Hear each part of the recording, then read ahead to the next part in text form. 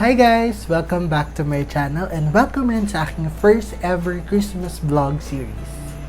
At para sa apat na part na video series na ito, isi-share ko sa inyo guys yung mga easy na do-it-yourself Christmas decor ideas. So alam naman natin guys na currently may pandemic pa rin na nangyayari sa ating bansa. So karamihan talaga sa atin nagtitipid-tipid. So perfect itong video na ito guys sa inyo kasi karamihan na mga gagamitin nating materyales ay nasa bahay ninyo na. And kung may bibilin man, very minimal lang. Alam naman natin na tayo mga Pilipino ay isa sa may pinakamahabang Christmas holiday season sa buong mundo. Pagpatak pa lang ng bear, ayan, Pasko na agad. Again guys, hindi ko napapatagalin ng video nito. Let's do this!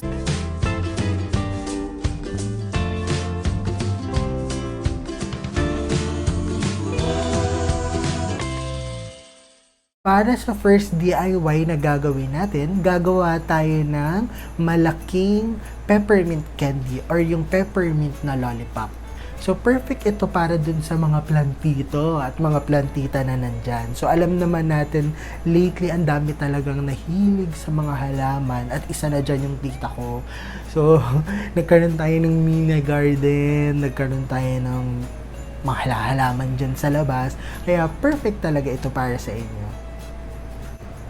So, ito guys, yung mga gagamitin nating materyales para sa DIY na ito.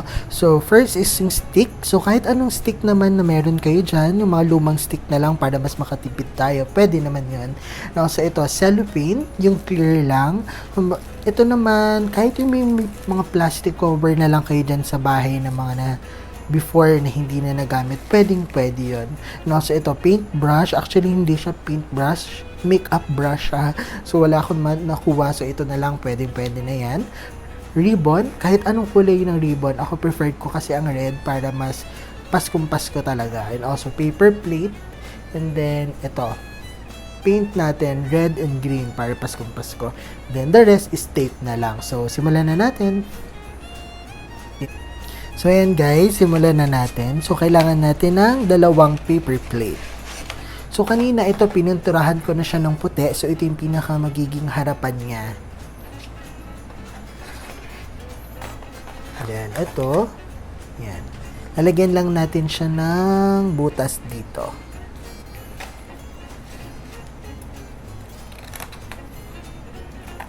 Yan. Gugupitin mo lang. Para magkaroon siya ng yan, ganyan. And then, gagamit tayo ng tape. Ako, itong tape yung gagamitin natin para mas matibay siya.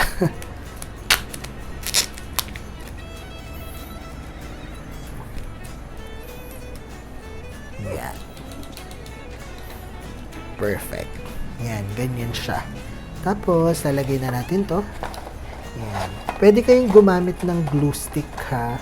Pero ako tape na lang kasi mas madali. Tsaka di pa ako mapapasok.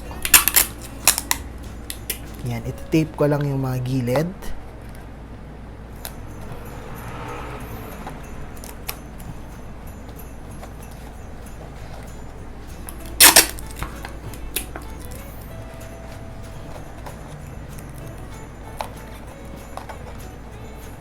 Yan.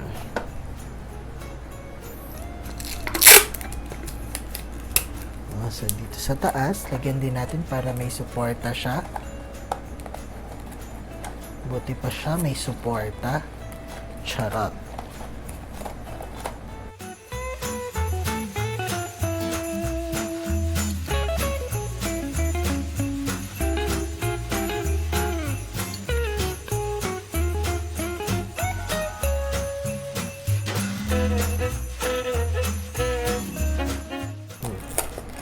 Sobrang dali lang nito, 3 to 5 minutes tapos mo na talaga siya.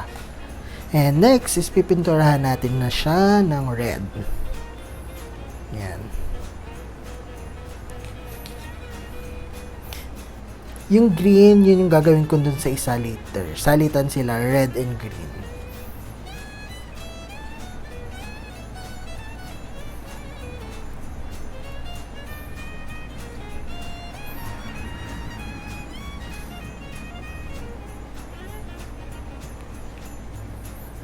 Guys, hindi to logo ng loto ah.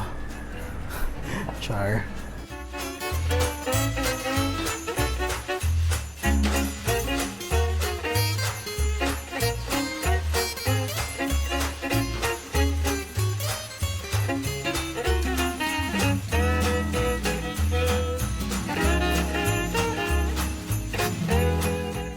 Kahit bata, kayang-kaya to. Actually, pambata to. Kaya magandang bonding na rin to para sa family nyo. Habang lahat tayo usually naka-work from home. Yan, gawin nyo ito with your kids.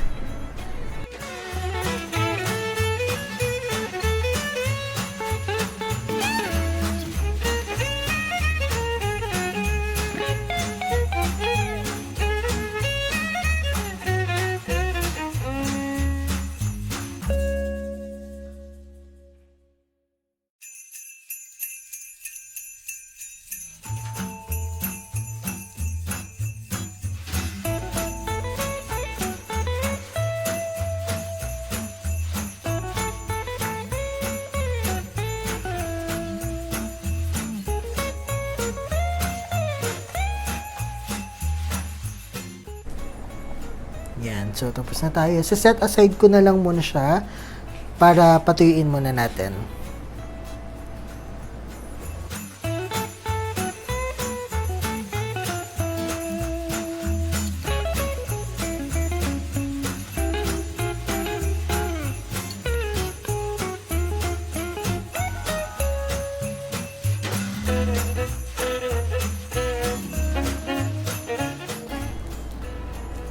So, that's it guys. Tuyo na siya. Lalagyan na natin siya ng cellophane.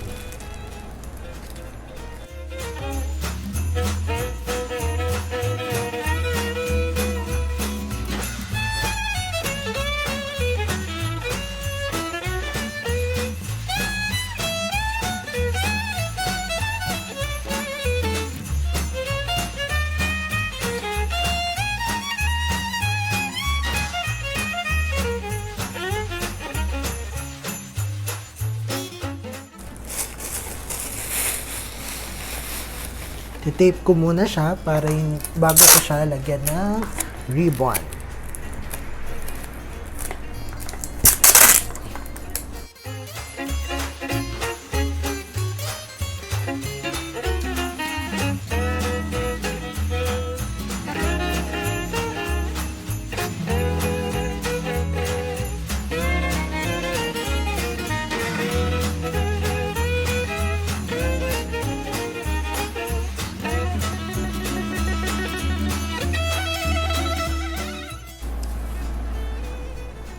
Then, lagay na natin yung ribbon.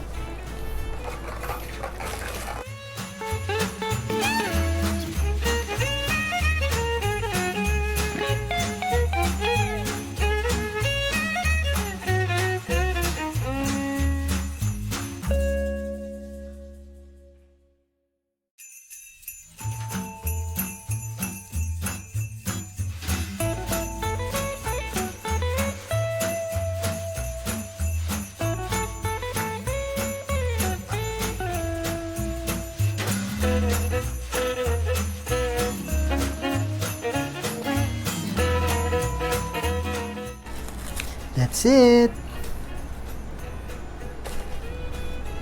Guys, tapos na siya. So, ngayon, ipapakita ko na lang kung saang part ko siya ilalagay dun sa may parang mini garden namin sa labas.